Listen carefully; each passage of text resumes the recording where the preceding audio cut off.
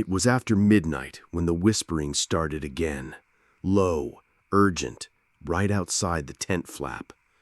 The voice sounded exactly like our counselor, but he died 12 hours earlier. Our 8th grade class took a camping field trip every year. 3 days in the mountains, no phones, no parents, just cabins and tents and learning independence, as our principal liked to say. I was grouped in a tent with 3 other guys, Ryan, Chris, and Jared. We were all under the supervision of a counselor named Daniel, a 20-something guy who had that cool older brother vibe. Laid back, funny, a little weird, but in the way that made him more interesting than suspicious. We'd only been there one night before it happened. On the second morning, we were supposed to meet at the mess cabin for breakfast at 8 a.m., but Daniel never showed. At first, we joked that he'd overslept, but a few of the teachers seemed concerned.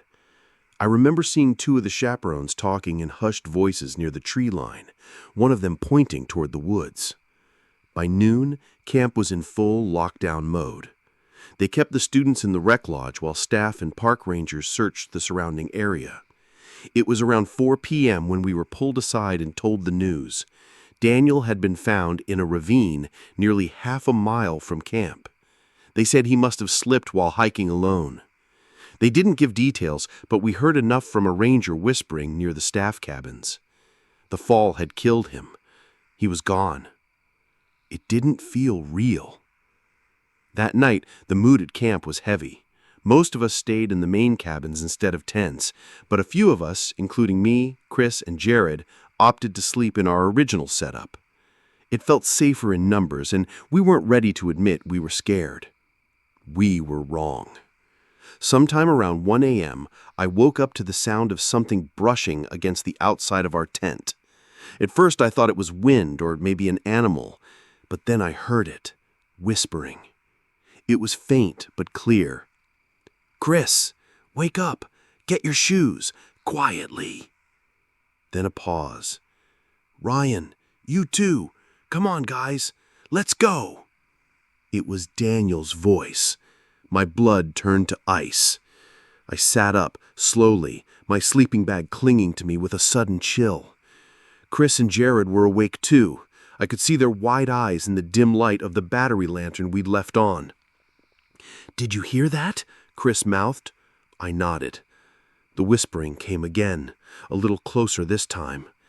"Let's go! We have to move! I'll explain on the trail!" It sounded like he was crouched right outside the flap, just inches away. I wanted to believe it was a prank, some other counselor messing with us, but Daniel's voice had this strained tone to it, too soft, too slow, like someone trying to speak with lungs full of water. Chris reached for the zipper. I slapped his hand away. "What are you doing?" I hissed. "It's him," he whispered back. "Maybe you didn't die. Maybe they were wrong." But Jared shook his head. "They found his body. I heard them say it. His body." That's when the whispering stopped. The silence that followed was somehow worse.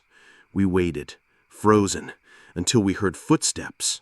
Not the sharp crunch of boots, but bare feet, slow, wet steps padding across the pine needles. Then we heard the whisper again, farther away now. "I'm going to the trailhead. Meet me there." We didn't sleep the rest of the night. The next morning we told one of the teachers what happened. He smiled in that polite, patronizing way adults use when they think you're lying or confused. "You boys went through a lot yesterday. Grief does strange things." He didn't believe us, but we knew what we heard. Later that day, Chris told me he found something outside our tent flap. Half buried in the dirt just under the flap edge, a name tag. The plastic kind they gave to all the counselors. It was Daniel's, only it was cracked down the middle and wet. That night, we refused to sleep in the tents again. But the next group of students, the 6th graders, arrived a week later for their field trip. They never knew what happened to Daniel. They weren't told. 2 of them, twin girls, went missing on the second night. They were found by park rangers the next morning, barefoot and shivering, almost 2 miles from camp near the same ravine. When asked why they left, they both said the same thing. Our counselor told us to follow him. He said we had to leave right away. He said he'd explain on the trail.